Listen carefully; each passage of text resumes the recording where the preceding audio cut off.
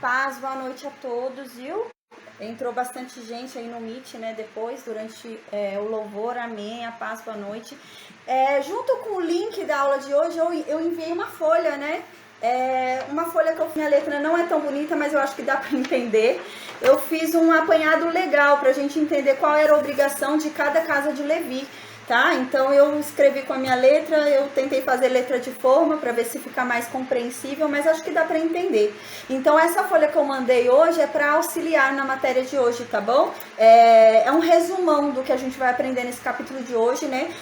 Fora isso, a gente vai ver algo muito legal no capítulo de hoje, a gente vai ver por que Deus escolheu a tribo de Levi, a gente vai falar um pouquinho sobre isso, né?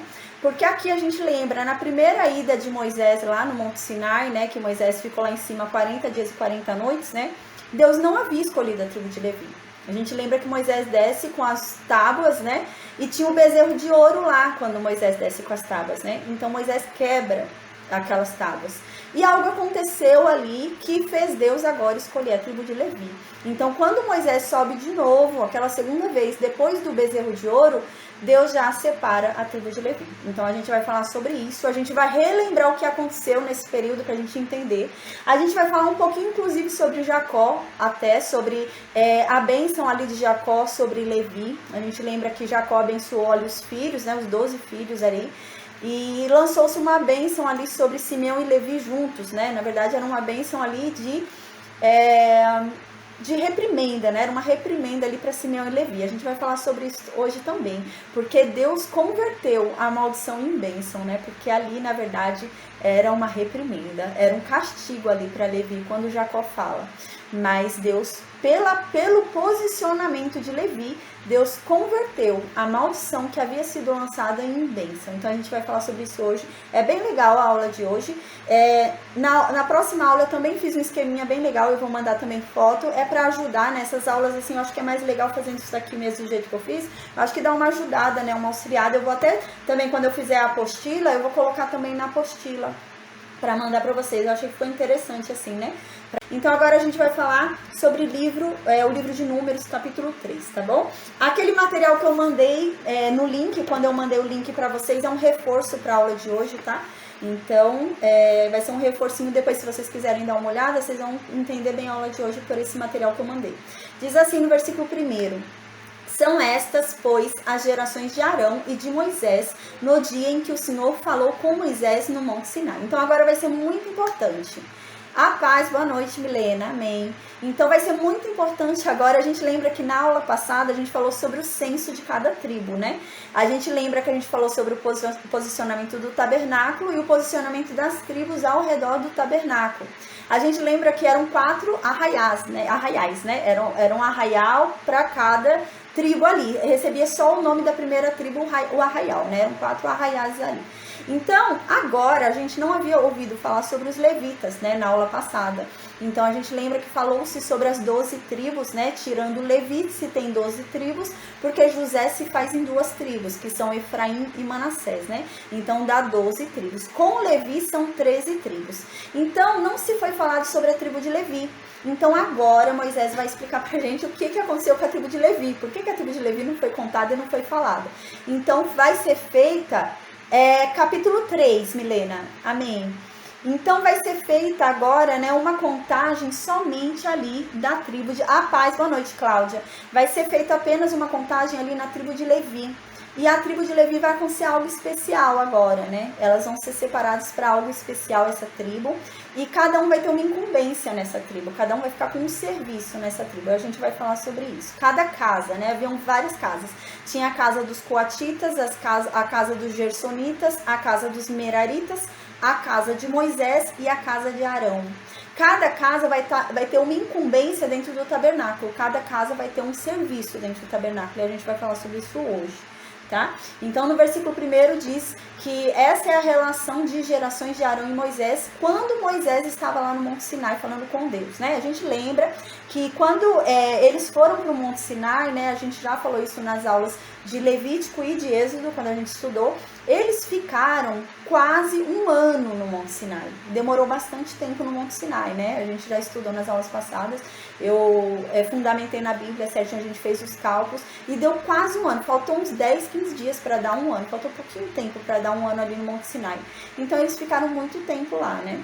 Então agora a gente vai ver o que vai acontecer com essa tribo de Levi. Aqui é depois do bezerro de ouro, tá? Então no versículo 2 continua. E são estes os nomes dos filhos de Arão, né? Então a gente lembra, Arão é o sumo sacerdote. E quem é sacerdote? Somente a descendência de Arão, né? Então não é todo levita que é sacerdote. Somente os descendentes de Arão são sacerdotes, né? Então os levitas não são sacerdotes. Somente os filhos de Arão são sacerdotes. Quem eram os filhos de Arão, né? Porque 2 morreram. Quem eram os filhos de Arão? Nadab era o mais velho, primogênito. Depois de Nadab vinha quem? Abiú. Depois de Abiú vinha quem? Eleazar. E o Itamar era o mais novinho, né? O caçulinha ali. Então no versículo 3...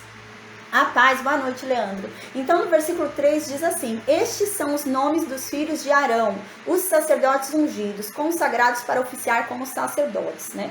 Então, esses foram ungidos para serem sacerdotes. A gente vai ver que há uma diferença entre sacerdotes e levitas. Os levitas não podiam fazer as mesmas coisas que os sacerdotes faziam. Havia uma diferença. Só era sacerdote quem era descendente de Arão. Não é descendente de Arão, não é sacerdote. Os filhos de Moisés eram levitas, não eram descendentes de Arão, então não eram sacerdotes. A única exceção que eu já falei, né, mas eu vou explicar com mais detalhes, é Samuel. Samuel não é descendente de Arão, mas ele foi sacerdote. Mas a gente vai ver isso mais pra frente. Mas é a única exceção, gente. De resto, para ser sacerdote, você precisava ser filho de Arão, porque o Arão era o sumo sacerdote. Então, para ser sacerdote, você precisa ser filho do sumo sacerdote. Como que você vai ser sacerdote sem ser filho do sumo sacerdote? Então, era essa lógica. É a mesma lógica que hoje nós encontramos em Cristo. Hoje, em Cristo, nós somos sacerdotes. Porque nós somos renascidos no sumo sacerdote. Então, nós somos sacerdotes. É a mesma coisa que de Arão. Então, só era sacerdote quem nascia de Arão. Não nasceu de Arão, não era sacerdote. A única exceção é Samuel, que a gente vai falar mais pra frente. Aí no versículo 4 diz, né, que Nadab e Abiú morreram. A gente lembra que Nadab e Abiú morreram, a gente viu isso no livro de Levítico, né?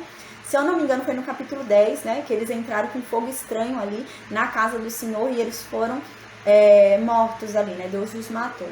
Então aqui diz que eles morreram, então quem sobrou o primogênito ali, tirando Nadab e Abiú, que eram os mais velhos, quem ficou como o mais velho do filho de Arão? Eleazar, né? Então Eleazar ficou como o mais velho ali dos filhos. Então diz no versículo 4 isso: Nadab e Abiú morreram perante Deus, né? Quando eles foram lá e ofereceram fogo estranho perante Deus, no deserto do Sinai, e eles não tiveram filhos. Então, eles não tiveram descendência, então a primogenitura passou para quem? Para Eleazar. Isso é importante por quê? Por causa do sumo sacerdócio. Quando Arão morrer, alguém vai virar sumo sacerdote no lugar de Arão. E tem que ser descendência de Arão, né? Então, aqui a gente já sabe que os dois morreram, sobrou quem? Eleazar era o mais velho, né?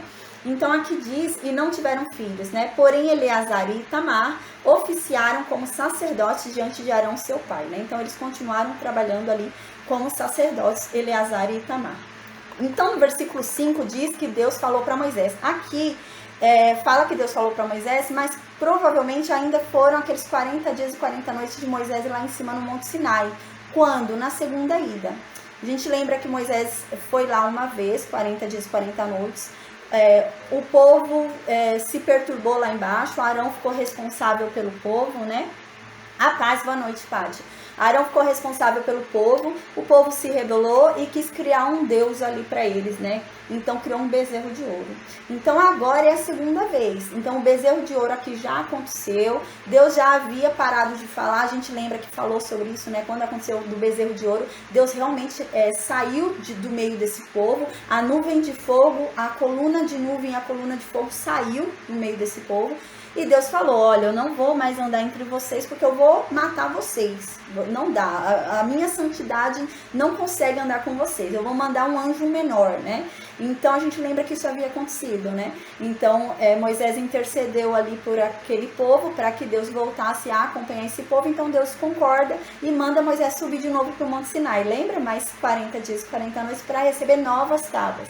É agora, é esse momento. Então agora, quando ele sobe de novo no Monte Sinai para ficar 40 dias e 40 noites de novo, é quando Deus vai separar a tribo de Levi agora. Porque algo aconteceu entre a primeira ida do Monte Sinai de Moisés, né, quando ele recebeu as primeiras tábuas que ele quebrou no bezerro de ouro, até essa segunda ida. Algo aconteceu em que a tribo de Levi se sobressaiu. E a gente vai relembrar o que foi que houve. Então no versículo 6 diz, olha, Deus fala para Moisés, faz chegar a tribo de Levi e põe-na diante de Arão, o sacerdote, para que ela o sirvam. Então qual que é a função da tribo de Levi? É ser sacerdote? Não. A função da tribo de Levi era servir aos sacerdotes. Quem era sacerdote? É Arão e a descendência de Arão. Qual que era a função da tribo de Levi? Servir a Arão e aos filhos de Arão. Então a tribo de Levi tinha o dever de auxiliar os sacerdotes. O que os sacerdotes precisassem, eles tinham que ajudar. Então eles estavam lá para servir os sacerdotes. Era essa a função da tribo de Levi. Mas não era o sacerdócio. Quem podia ir até o altar e oferecer sacrifícios do povo? Somente os sacerdotes. A tribo de Levi não podia. A tribo de Levi podia auxiliar os sacerdotes durante alguns serviços ali. Mas o serviço de sacerdócio era de Arão e da descendência de Arão somente. Então, no versículo 6 diz, faça chegar, a tribo de Levi e põe essa tribo na frente de Arão, o sacerdote, para que eles, toda a tribo de Levi, sirvam a Arão e os filhos de Arão. Então, no versículo 7 continua, e cumpram seus deveres para com ele e para com todo o povo, diante da tenda da congregação, para ministrarem no tabernáculo. Então, agora, a tribo de Levi foi separada para trabalhar no tabernáculo. Então eles foram separados, eles não têm que fazer mais nada, eles não têm que se preocupar com mais nenhum tipo de ofício, né? Eles não poderiam trabalhar com costura, não poderiam trabalhar com ferro, não podiam fazer nada, nenhuma outra coisa. O serviço deles era ajudar no tabernáculo. A tudo que os sacerdotes pedissem, eles tinham que ajudar. Então o serviço deles era trabalharem ali no tabernáculo. Então é isso que Deus está dizendo aqui, eles têm que trabalhar no tabernáculo para quem? Para os sacerdotes e para o povo. Por exemplo, os sacerdotes estão lá dentro oferecendo sacrifícios, o povo vai chegando com os animais para entregar para sacrifício, eles vão lá e vão separando os animais, vão colocando em ordem os animais, vão organizando. Então eles tinham que fazer esse auxílio aos sacerdotes. Aí no versículo 8... terão cuidado de todos os utensílios da tenda da congregação e cumprirão o seu dever para com os filhos de Israel, no ministrar no tabernáculo. Então eles tinham que fazer o serviço bem feito, né? Eles tinham que obedecer ali ao que eles foram chamados e cumprir o serviço ali bem feito na tenda da congregação. Tinham que trabalhar ali em tudo que não fosse exceção para sacerdócio, né? Então, oferecer sacrifícios no altar, algumas coisas que eram exceções apenas para sacerdócio, eles não poderiam, mas eles auxiliavam os sacerdotes ali. Aí no versículo 9... darás, pois, os levitas a Arão e a seus filhos, dentre os filhos de Israel lhes são dados. Então aqui Deus está dando para Arão e para o sumo sacerdote e para os sacerdotes a tribo inteira de Levi para eles. Então Deus está falando, olha, eu estou entregando essa tribo inteira para o meu sumo sacerdote e para os meus sacerdotes. E essa tribo inteira vai ajudar eles no que eles precisarem. O que eles tiverem precisar, precisem ir em tal lugar buscar tal coisa, fala para alguém da tribo ir. Então eles tinham que estar lá para o que precisasse. Eles estavam lá à disposição dos sacerdotes e do sumo sacerdote. Era essa a função dos levitas. Então aqui continua o versículo 10. Mas a Arão e a seus filhos ordenarás que se dediquem só ao sacerdócio. E o estranho que se aproximar morrerá. Então qual que era aqui o desejo de Deus? Que Arão e os filhos de Arão se preocupassem somente em cumprir o sacerdócio. Somente em cumprir o que eles foram chamados. O que era o sacerdócio? Eles eram únicos, ungidos, consagrados, para poder chegar perto das coisas santas, né? Então eles eram os únicos que podiam tocar em coisas santas. Então somente eles podiam chegar perto do altar e oferecer sacrifícios, né? Então é isso, eles tinham que se preocupar somente com isso, em se manter consagrados, em se manter ali, em fazer o serviço fiel, né? Então era isso, em pregar o ensinamento, né, dos estatutos de Deus. Então eles tinham que se preocupar somente com isso. Ah, tá faltando, tem que ver um produto fruto para tal coisa. Não, eles não têm que sair atrás procurando isso. Fala para um levita aí. Era essa a intenção do sumo sacerdote, dos sacerdotes, se preocuparem apenas com o sacerdócio, com mais nada. Precisa resolver um problema que não tem nada a ver com o sacerdócio ali, que aconteceu no tabernáculo. Então os levitas podiam resolver, não precisava ser o sumo sacerdote e os sacerdotes, porque eles tinham que se preocupar, se focar apenas no sacerdócio deles, né? E se algum estranho chegasse próximo ali, tentasse exercer um serviço de sacerdócio, esse estranho morreria. Então não poderia, somente os sacerdotes poderiam fazer. Então no versículo 11, Deus continua falando para Moisés, ali naqueles 40 dias e 40 noites da segunda ida de Moisés. Então diz assim no versículo 12: Eis que eu tenho tomado os levitas do meio dos filhos de Israel, em lugar de todo primogênito que abre a madre, entre os filhos de Israel, e os levitas serão meus. Daqui a pouco eu já vou ler o capítulo, o versículo, que a gente havia visto já sobre isso, em Êxodo, né? Quando eles saem ali do Egito, a gente lembra que todo primogênito tinha que morrer no Egito, né? Deus havia soltado uma palavra, e a palavra de Deus nunca volta vazia, a palavra de Deus é irrenunciável, não volta atrás, né? Se Deus falou, acontece. Então Deus havia falado lá no Egito, né? Todo primogênito aqui do Egito vai morrer. Não era o natural lá, né? Mas qualquer um primogênito que estivesse morando ali ia morrer. Então essa palavra tinha que se cumprir, né? E para que o povo de Israel não morresse, quem foi morto no lugar, né? Os cordeiros. O cordeiro ali de cada casa foi morto, um cordeiro ali, para que fosse levado no lugar do primogênito, né? Então, o que acontece? Aquele primogênito passou a dever a vida dele a Deus, porque era para ele ter morrido. A palavra de Deus disse que ele ia morrer, né? Só que Deus, por liberalidade, pela graça, decidiu colocar um cordeiro no lugar, mas Deus não era obrigado. Deus podia ter matado aquela pessoa, mas Deus decidiu colocar um cordeiro ali. Então, agora a pessoa devia a vida dela a Deus. Então a gente lembra que falou sobre isso. Então Deus falou o quê? Então a partir de agora, como eu eximi os primogênitos de morrerem, deixei que cordeiros morressem no lugar deles, né? Eles agora são meus.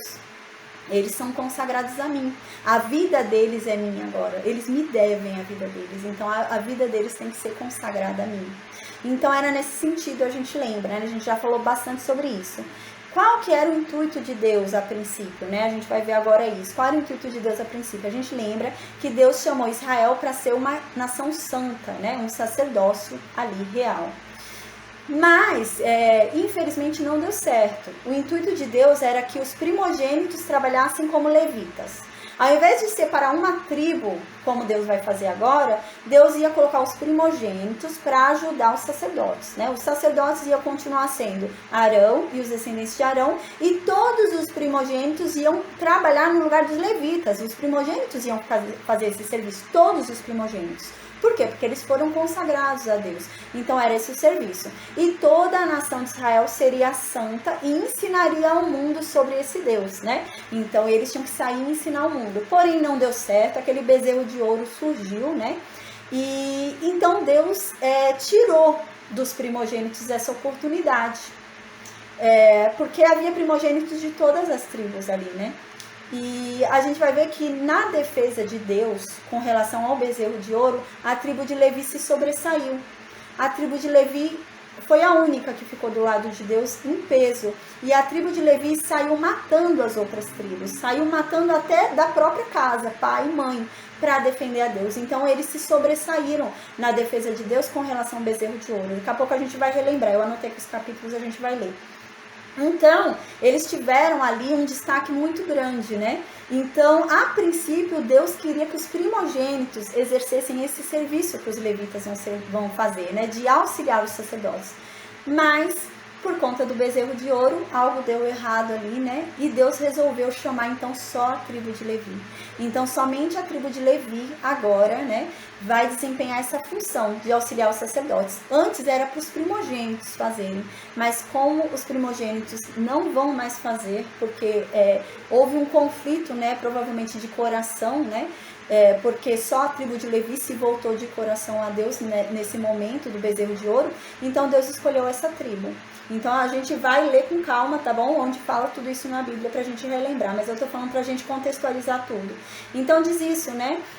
Eis que eu tenho tomado os levitas do meio dos filhos de Israel, em lugar de todo o primogênito que abre a madre. Então o que Deus está querendo dizer? Olha, Moisés, agora eu resolvi fazer o seguinte. Eu tinha te falado que todos os primogênitos eram meus, não tinha? Quando eu libertei vocês lá do Egito? Tinha falado, né, Moisés? Mas eu mudei de ideia. Eu não quero mais todo primogênito, não. Agora, no lugar dos primogênitos, eu vou pegar para mim a tribo de Levi.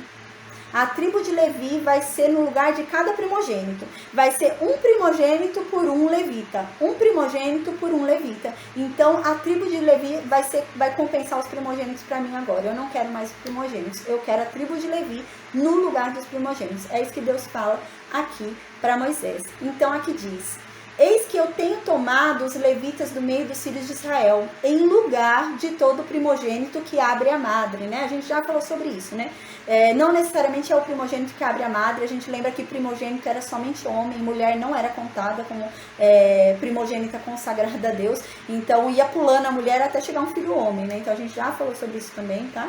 Então não necessariamente que abre a madre, mas o homem que é o primeiro a sair, né? Então aqui continua: entre os filhos de Israel e os levitas serão meus, né? Então aqui Deus muda a situação. Até antes do bezerro de ouro, era para os primogênitos fazerem o serviço dos levitas, né? Agora, depois do bezerro de ouro, Deus resolveu querer os levitas. Agora eu quero os levitas no lugar dos primogênitos. Não quero mais os primogênitos, né? Então, no versículo 13 continua: porque todo primogênito é meu, desde o dia em que feri a todo primogênito na terra do Egito, que foi o que eu acabei de explicar, né? Então, a partir daquele dia que Deus havia soltado a palavra que todo primogênito ia morrer lá no Egito, e Deus poupou a vida daqueles primogênitos porque Ele quis, não porque aqueles primogênitos merecessem não morrer, mas porque Deus quis, pela misericórdia e pela graça. Então a vida dessas pessoas, desses primogênitos, passou a ser de Deus.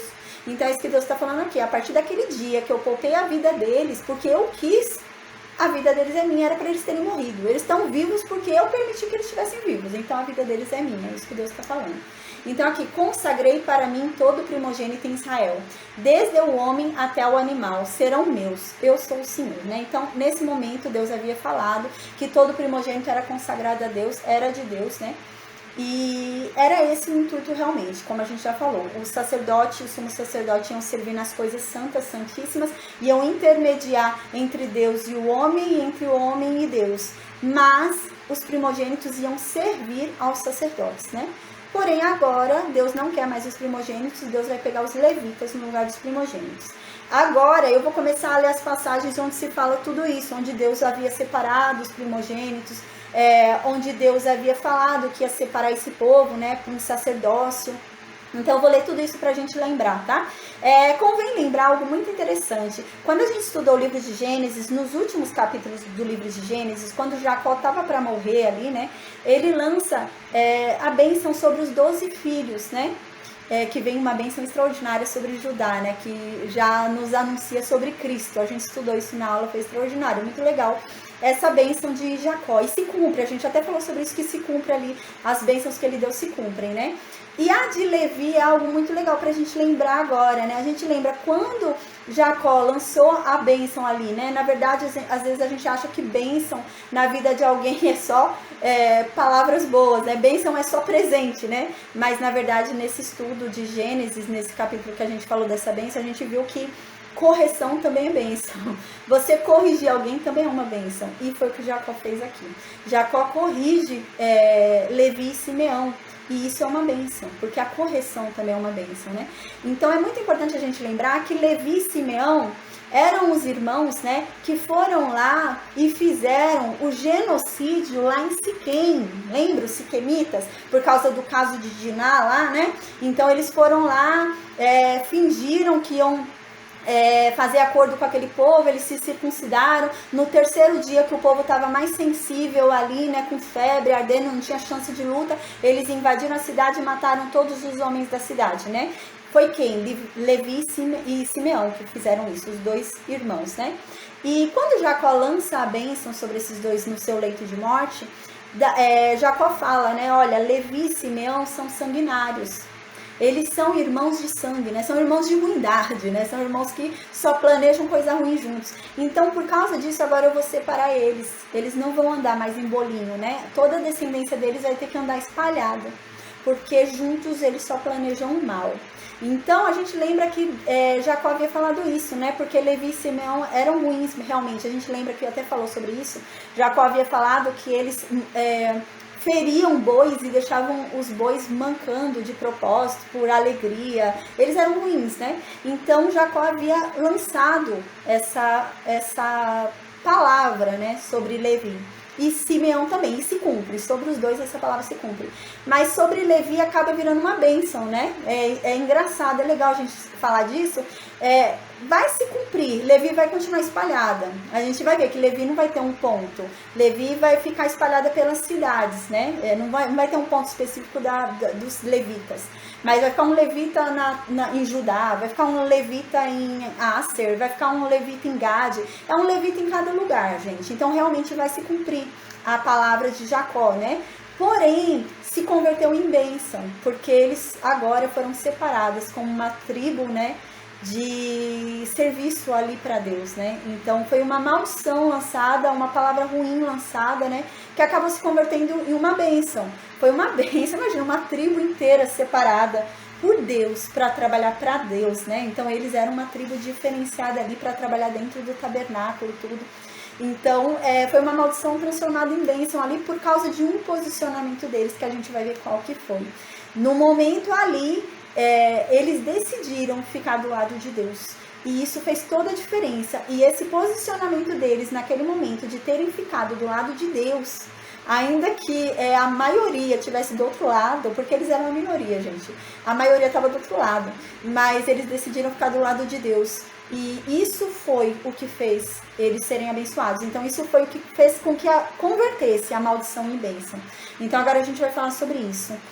No livro de Êxodo, no capítulo 13, versículo 2, a gente falou sobre o seguinte, diz assim: consagra-me todo primogênito, todo que abre a madre de sua mãe entre os filhos de Israel, tanto de homens como de animais é meu. Então aqui foi o momento em que Deus havia falado, né? A gente estudou, nesse momento Deus havia falado, a partir de agora todo primogênito é meu, tá? Então eu só tô passando aqui pra gente ver que Deus já falou isso mesmo, tá bom? Aí agora no capítulo 19 do livro de Êxodo, versículos 5 e 6, Deus fala sobre isso, que era ali para ser uma nação santa, era para todo mundo sair ensinando ao mundo, mas acabou que agora Deus separou uma tribo para ensinar Israel. Era para Israel sair e ensinar o mundo sobre Deus, mas Israel tinha que aprender ainda. Então Deus vai separar uma tribo para ensinar Israel sobre Deus.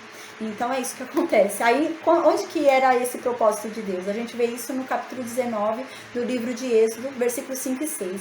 Diz assim: agora, pois, se diligentemente ouvirdes a minha voz e guardardes a minha aliança, então sereis a minha propriedade peculiar dentre todos os povos, porque toda a terra é minha. Vocês me serão como um reino de sacerdotes e me serão uma nação santa. São estas as palavras que falarás aos filhos de Israel. Então o intuito de Deus a princípio era esse, né? Era que os primogênitos ajudassem o serviço do tabernáculo ali dos sacerdotes, do sumo sacerdote, e que a nação inteira de Israel saísse e ensinasse ao mundo. Mas infelizmente a nação de Israel não estava preparada para sair e ensinar o mundo, ela tinha que aprender ainda primeiro. Então Deus agora separou uma tribo para ensinar a nação de Israel. É o que vai acontecer aqui. Então agora também tem uma passagem interessante que vai falar sobre o momento exato em que Levi se sobressaiu. Para a gente relembrar, foi naquele momento do bezerro de ouro. Então, até então Deus não havia separado a tribo de Levi.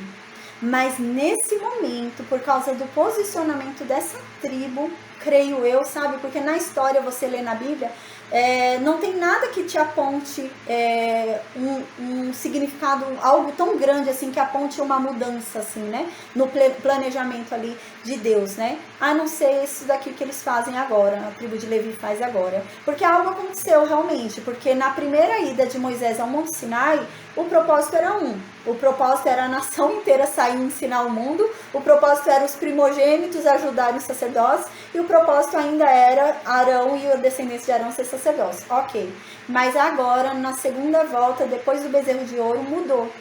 Então agora não são mais os primogênitos que vão ajudar, agora são os levitas, e não é a nação de Israel que vai ensinar o mundo, mas os levitas é que vão ensinar a nação de Israel. Então mudou tudo, né? E a gente vai falar sobre isso agora. A gente estudou no capítulo 32 do livro de Êxodo esse posicionamento de Levi. É extraordinário, né? Diz assim, versículo 25 a 29 diz o que foi que os levitas fizeram, não foi qualquer coisa não. Diz assim, vendo Moisés que o povo estava desenfreado, né? A gente lembra, Moisés desceu, quebrou as tábuas, brigou com todo mundo, fez aquele povo beber o bezerro, né? Ele queimou o bezerro, jogou aquele pó na água, né? Fez aquele povo beber aquilo para humilhar aquele povo, mas o povo não conseguia se acalmar, o povo devia ter bebido muito, devia estar muito alto, né? Então eles não conseguiam parar. Então agora diz, vendo Moisés que aquele povo não parava, mesmo depois de tudo que Moisés fez, de tudo que Moisés chamou a atenção e falou, então aqui diz, porque Arão, na verdade, havia deixado aquele povo solto para a vergonha no meio dos seus inimigos. Então Moisés se pôs em pé na entrada do arraial e disse para todo o povo, é agora, gente, é agora que vem a tribo de Levi. Então Moisés vai e fala, quem é de Deus, vem para cá. Então aí diz assim diz o Senhor Deus de Israel, né? Peraí que eu pulei, gente. Então quem é de Deus vem até mim, né? Então vem. Então se ajuntaram a ele todos os filhos de Levi. Gente, não faltou ninguém da tribo de Levi. Na hora que Moisés falou, quem é de Deus vem para mim, veio a Levi inteiro. Todos os levitas vieram, toda a tribo de Levi veio para Moisés. Então, olha só o que eles fizeram. Não foi só isso, esse posicionamento deles terem ficado do lado de Deus. Mas eles saíram matando, gente, em nome de Deus. A gente vai ver isso. Diz assim, então se ajuntaram a Moisés todos os filhos de Levi. Então Moisés disse para toda a tribo ali de Levi que estava com ele, né? Assim diz o Senhor, o Deus de Israel. Agora vocês vão cingir a espada de vocês. Vocês vão andar em todo o arraial. Vocês vão ficar batendo de porta em porta nesse arraial. E vão matar cada um a seu irmão, sua mãe, seu pai, não importa quem seja. Se não está com Deus, vai morrer. Gente, esse povo saiu matando irmão, saiu matando mãe, saiu matando filho, saiu matando todo mundo que não estava com Deus. Aí, por isso que eles foram separados, né? Eles saíram realmente em defesa de Deus. Uma tribo inteira, a tribo inteira saiu rodeando o arraial, saindo de porta em porta e matando quem afrontava Deus. Então aqui diz, né? Vocês então peguem a espada de vocês, passem em torno pelo arraial, de porta em porta e mate cada um, ao irmão de vocês, ao amigo de vocês, ao vizinho de vocês, mate quem for. Então os levitas fizeram segundo a palavra de Moisés. E eles foram, gente. Eles foram e mataram um amigo, mataram o filho, mataram mãe, mataram o pai, mataram quem fosse que estivesse contra Deus ali, eles mataram, porque era o que tinha que ser feito. Deus falou que tinha que fazer, eles foram e fizeram. Então aqui diz que nesse dia eles mataram 3.000 homens. Então olha o que aconteceu, né? A tribo de Levi fez isso, a tribo inteira de Levi saiu matando e eles mataram, a tribo de Levi matou 3.000 homens que estavam ali fazendo orgia e blasfemando e contrariando a Deus. Então eles mataram 3.000 homens. Então, Moisés havia dito para eles, né? Antes deles saírem e matarem todo mundo, o que Moisés havia dito para eles? Isso é muito importante. Diz assim, consagrai-vos hoje ao Senhor, cada um contra o seu filho e contra o seu irmão, para que ele conceda hoje para vocês uma bênção. Gente, olha que extraordinário. Antes deles irem e matarem, né, todos ali, Moisés havia falado para eles, olha, se consagrem hoje a Deus e vão lá e matem todos que estão aqui contra Deus, né?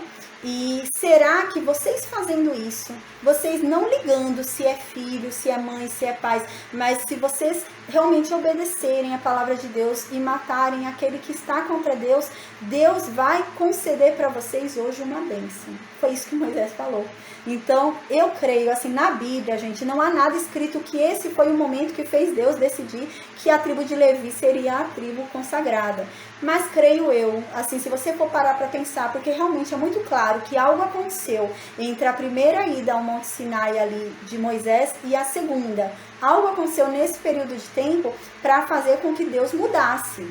Deus falasse, não, eu não quero mais os primogênitos, agora eu quero os levitas. E a única passagem que tem importante, que nos traz algo sobre os levitas é essa, gente. E não foi qualquer coisa, né? Eles tomaram um posicionamento muito grande, muito importante aqui diante de Deus. E realmente, foi o que Moisés falou. E Deus concederia para eles uma bênção. E realmente, o que era maldição ali, né, que a gente falou, lançada por palavra ali de Jacó, se converteu em bênção. Eles foram separados aqui como a tribo ali, né, de ministração no tabernáculo. Então, continua no versículo 14 do estudo de hoje, números 3, né? Diz assim: falou o Senhor a Moisés no deserto do Sinai, dizendo, né? Então, aqui Deus continua falando com Moisés lá em cima, provavelmente quando Deus estava entregando ali as duas tábuas de novo, né? Porque a gente vai ver, a gente lembra, né? Depois que o tabernáculo é montado, Deus não vai ficar falando mais com Moisés lá no Monte Sinai. A gente lembra que Deus fala com Moisés ali dentro do tabernáculo, na frente do altar de ouro, né? Mas aqui fala que é no Monte Sinai, então provavelmente foi a segunda ida de Moisés ali no Monte Sinai para receber as tábuas. Então Deus continua falando com Moisés. Então Deus diz no versículo 15: ó Moisés, conta os filhos de Levi segundo a casa dos pais deles, né? Pelas famílias que tem, né? Você deve contar todos os homens da idade de 1 mês para cima. Então, no versículo 16 continua: e Moisés, então, contou todos os homens ali de Levi, né? Segundo o que Deus havia mandado. E no versículo 17 diz: são estes os filhos de Levi pelos seus nomes. São Gerson, Coate e Merari. Versículo 18. São estes são, deixa eu beber só água, gente. E estes são os nomes dos filhos de Gerson, pelas suas famílias, Libni e Simei. Versículo 19. E os filhos de Coate, pelas suas famílias, são Amrão, Izar, Hebron e Uziel. Versículo 20. E os filhos, eu não vou me atentar muito aqui, gente, que não é tão importante, tá? Essas partes aqui.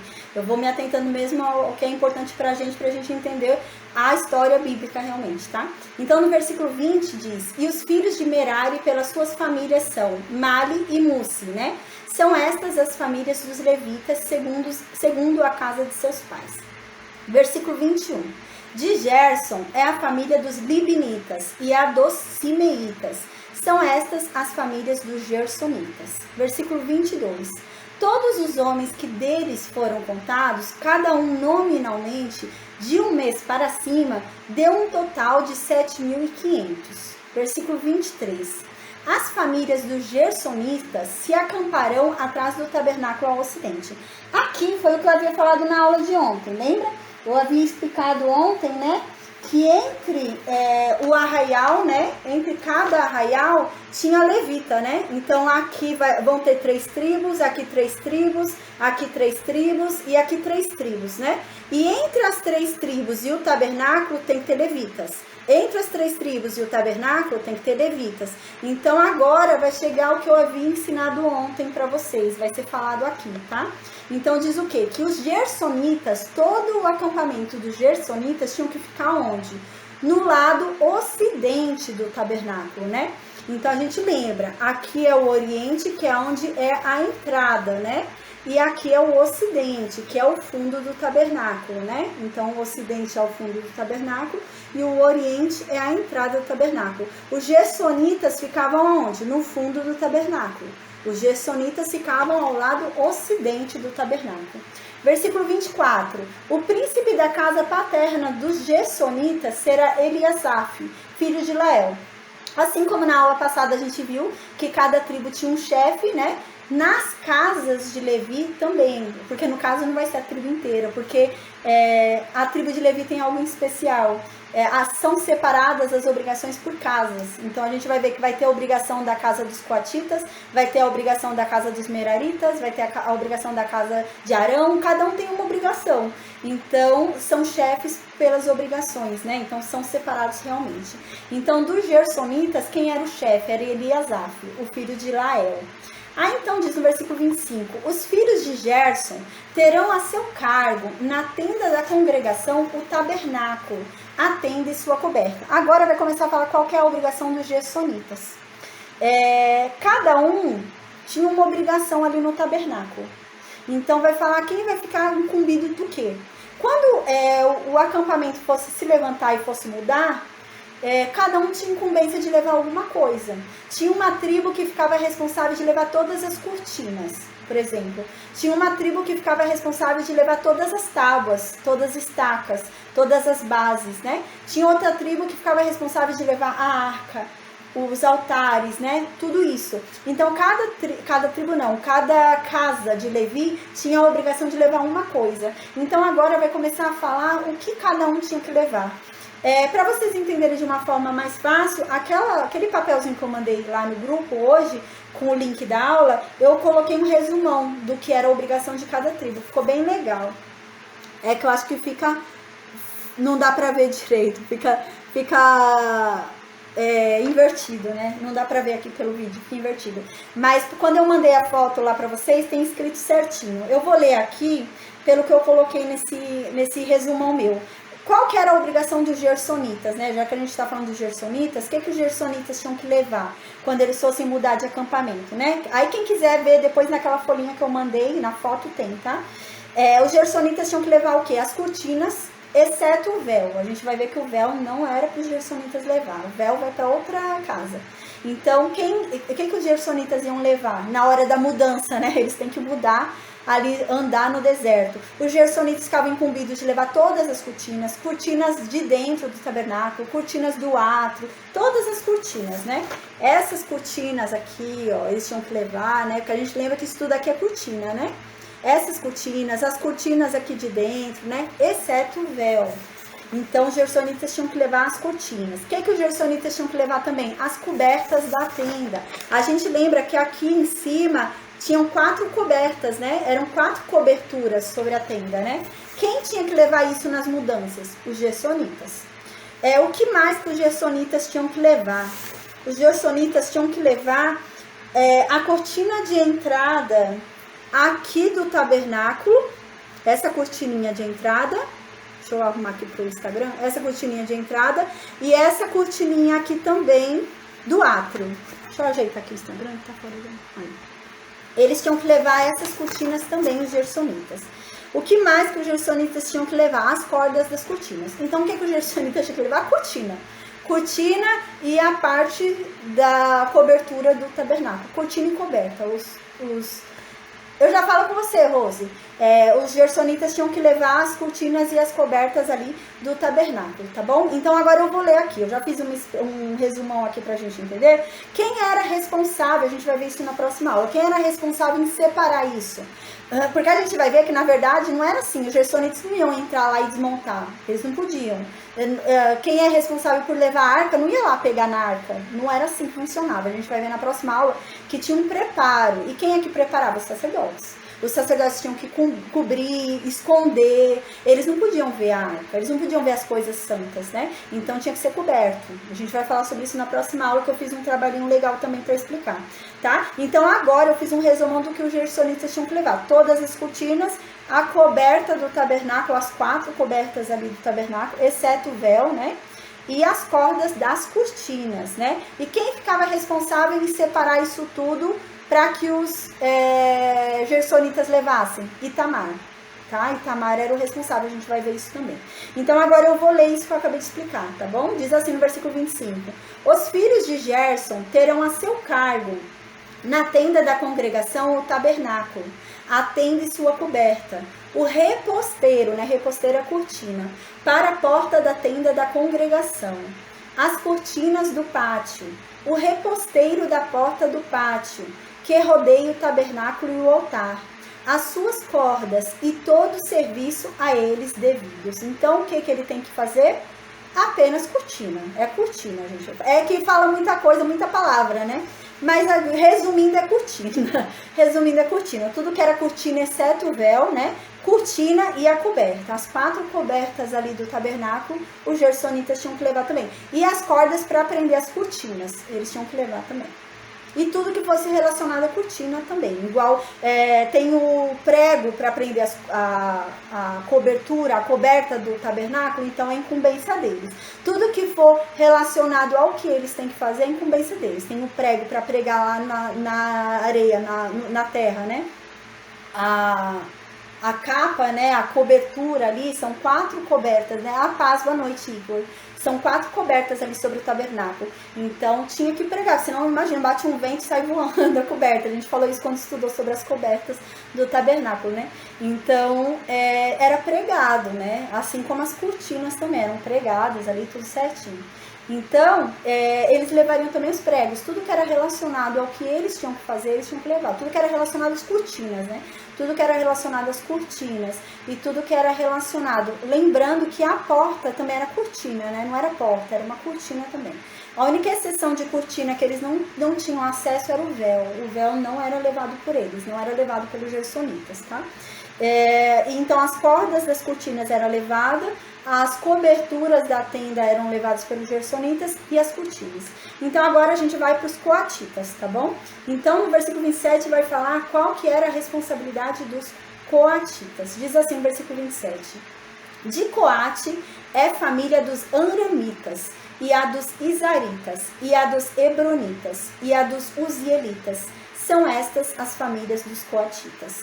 Contados todos os homens da idade de 1 mês para cima, foram 8.600, que tinham a seu cargo o santuário.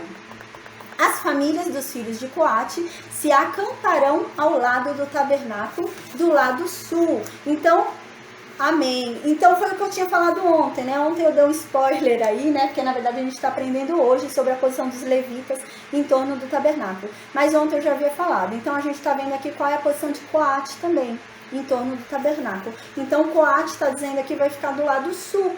Então, a gente lembra, aqui é o lado leste, né? Leste ou oriente é a mesma coisa. Ocidente ou oeste é a mesma coisa, né? E aqui é leste e oriente. Então, aqui é norte e aqui está dizendo que Coate fica no sul. Então, os coatitas ficavam aqui, né? Então, aqui ficava a tribo de Coate, né? Ficava a tribo, não, a casa de Coate, né? A tribo de Levi e a casa de Coate. Então, diz que eles se acamparão no lado sul. No versículo 30, continua. O príncipe da casa paterna das famílias dos coatitas será Elisafã, filho de Uziel. Versículo 31.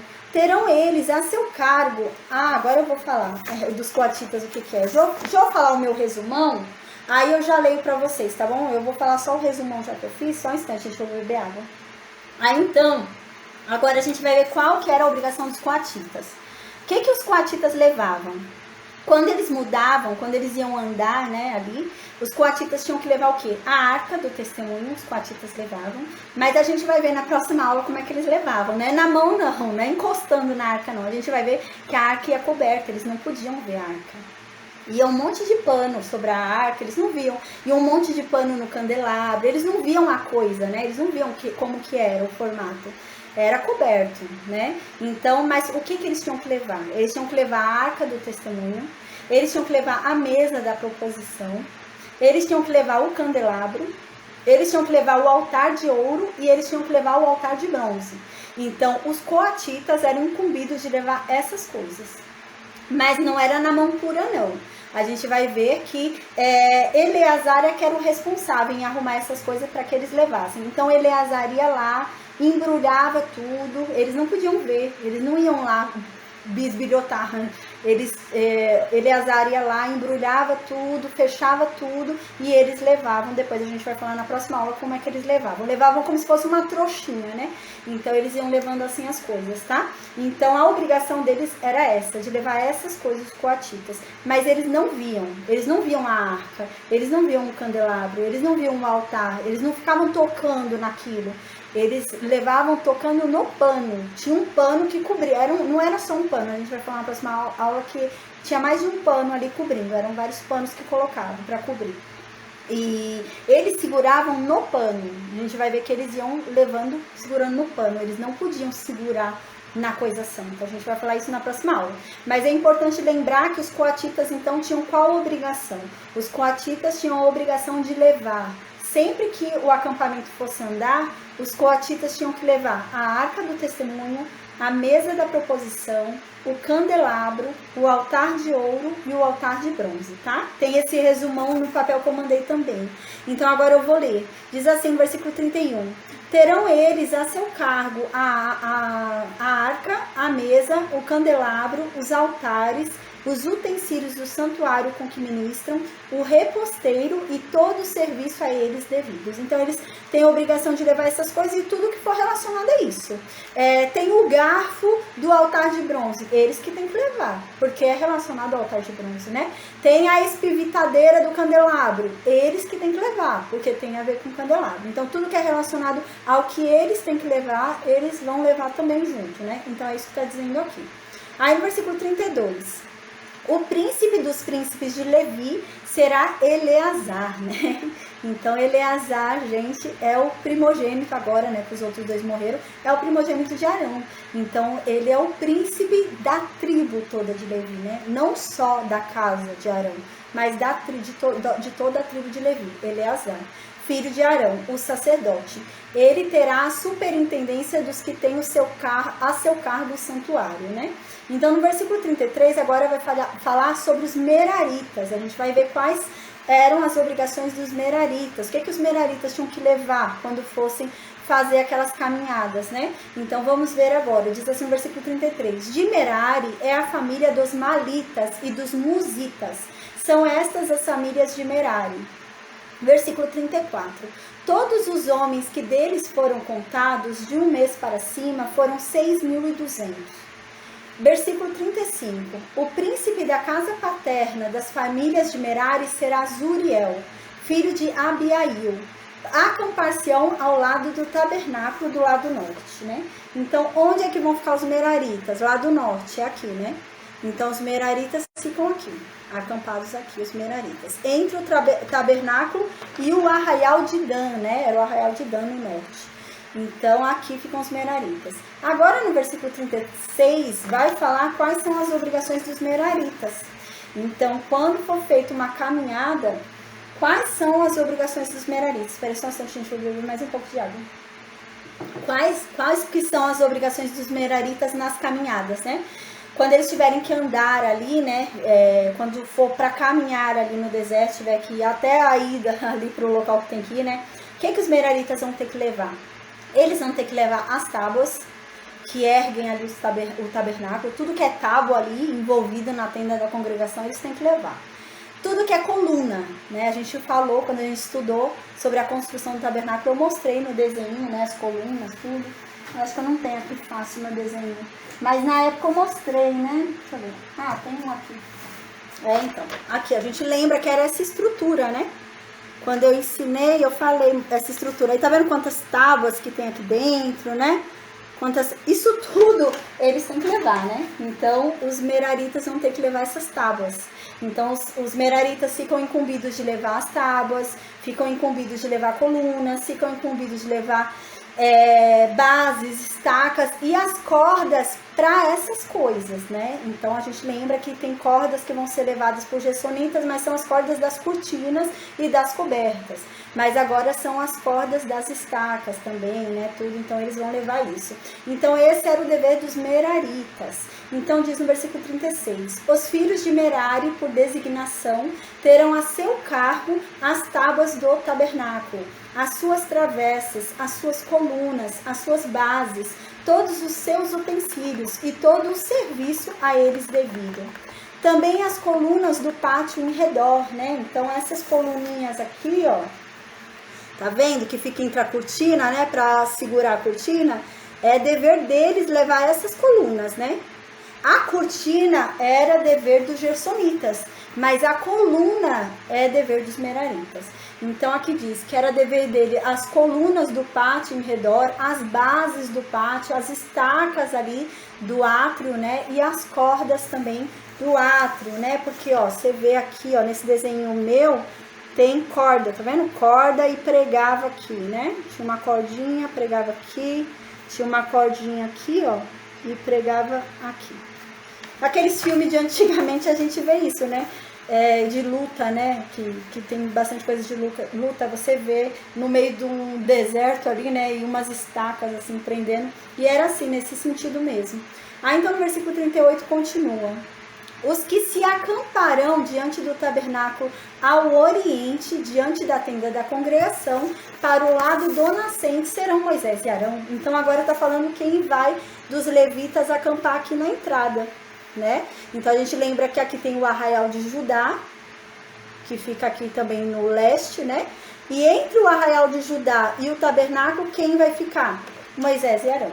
Então está dizendo isso aqui no versículo 38. Diz, os que se acamparão diante do tabernáculo, ao oriente, diante da tenda da congregação, para o lado do nascente, serão Moisés e Arão, com seus filhos, tendo a seu cargo os ritos do santuário, para cumprirem seus deveres prescritos, em prol dos filhos de Israel. O estranho que se aproximar morrerá.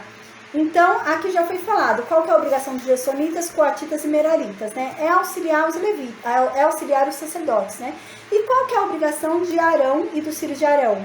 É servir a Deus, é continuar fazendo o sacerdócio deles ali, né? Servindo a Deus e cumprir os ritos do santuário, né? É a obrigação deles, não tem que se preocupar com outra coisa, né? Eles têm os levitas a cargo deles para o que precisar, são auxiliares deles, né? Então, é esse o intuito aqui. E qualquer um que se aproximar, né, morrerá. Então, quem é que deve cumprir o rito do santuário? Somente Arão e a descendência de Arão. Algum estranho se aproximar vai morrer, né? Então, algum estranho for lá querer, mesmo que seja da tribo de Levi, né? Mas é um que não é descendente de Arão, foi lá e quer oferecer uma oferta ali no altar de bronze, ele morreria, porque não pode, somente o sacerdote que poderia oferecer oferta. A gente vai ver isso mais pra frente com Saul, né? Porque a gente vai ver que Samuel ia oferecer uma oferta, né? Samuel estava vindo com um sacrifício. E Saul não espera Samuel. E Saul vai e oferece o sacrifício. Mas ele não podia. Ele não podia oferecer o sacrifício. Mesmo se ele fosse da tribo de Levi, ele não poderia. Porque só quem era sacerdote poderia oferecer esse sacrifício. Então ele não poderia ter oferecido. Ele tinha que ter esperado Samuel. Então a gente vai ver isso mais pra frente, né? E é o que está dizendo aqui. Qualquer um que fizesse morreria, porque somente os sacerdotes poderiam oferecer sacrifício. Não poderia ser outra pessoa. Aí no versículo 39, então continua. Todos os que foram contados dos levitas, contados por Moisés e Arão, por mandado do Senhor, segundo as suas famílias, todo homem de um mês para cima, foram um total de 22.000. Versículo 40. Disse o Senhor a Moisés, conta todo o primogênito, varão dos filhos de Israel, cada um nominalmente, um mês para cima. Versículo 41. E para mim tomarás os levitas, eu sou o Senhor, em lugar de todo o primogênito dos filhos de Israel. E também os animais dos levitas, em lugar de todo o primogênito entre os animais dos filhos de Israel. Então agora Deus separou, né, os levitas realmente com seus, né, consagrou no lugar dos primogênitos. E os animais dos levitas também. Que a gente lembra também que todo animal primogênito era de Deus também, porque todo primogênito morreu, né? Então, os animais também tinham que ter, também eram consagrados a Deus, né? Os primogênitos.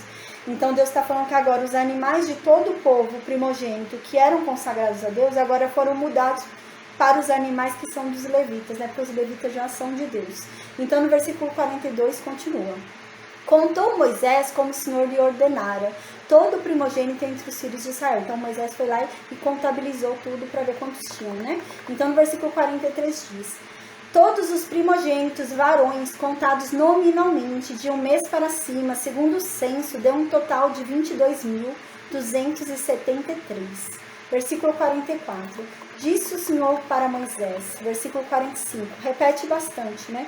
Aí, versículo 45 continua falando ainda disso, que os levitas foram tomados em lugar dos primogênitos. Diz assim, toma os levitas em lugar de todo primogênito, entre os filhos de Israel, e os animais dos levitas em lugar dos animais dos filhos de Israel, porquanto os levitas serão meus.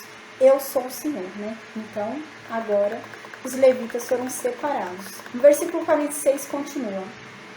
pelo resgate dos 273 dos primogênitos dos filhos de Israel, que excederam o número dos levitas, tomarás por cabeça 5 ciclos, segundo o ciclo do santuário. Os tomarás a 20 geras do ciclo. O que acontece? Deus falou que vai pegar, no lugar dos primogênitos que existem, ele vai tomar para si os levitas. Só que ao fazer a contagem, os levitas são menores do que o número dos primogênitos, né? Então sobrou primogênito e tem menos levita. Então o que Deus está falando? Esses que sobraram não vão ter que trabalhar lá no santuário, eles vão pagar para Deus, né? Porque eles sobraram.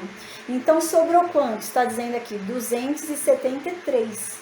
Então, excedeu o número de levitas, né, 273. Então, tinha, por exemplo, 1.000 levitas e 1.273 primogênitos. Então, faltou 273 levitas para cobrir o número de primogênitos, né? Então, Deus vai dar agora uma oportunidade para esses que não conseguiram, né, ser compensados pelo levita, eles vão ter que pagar. Então, o povo vai ter que pagar por esses que não foram compensados, senão eles iam morrer, né? Porque estão devendo a vida deles a Deus. Então, aqui Deus diz como que é esse resgate, né? Para eles serem resgatados, já que eles não conseguiram ser compensados pelos levitas, eles vão ter que pagar um valor alto, eles vão ter que pagar, aqui diz, né, 5 ciclos. A gente lembra que o resgate, né, houve um resgate que a gente já estudou, né, eu acho que foi em Êxodo, se eu não me engano foi em Êxodo que a gente estudou, eles pagaram meio ciclo por cabeça, né, do resgate de si, né, só que agora é um resgate diferente, né, agora é um resgate por eles não estarem indo lá no tabernáculo, não estarem indo lá trabalhar para Deus no tabernáculo. Então é um resgate mais alto, né? Aquele primeiro resgate por cabeça foi meio ciclo só, mas esse resgate aqui são 5 ciclos por cabeça, né?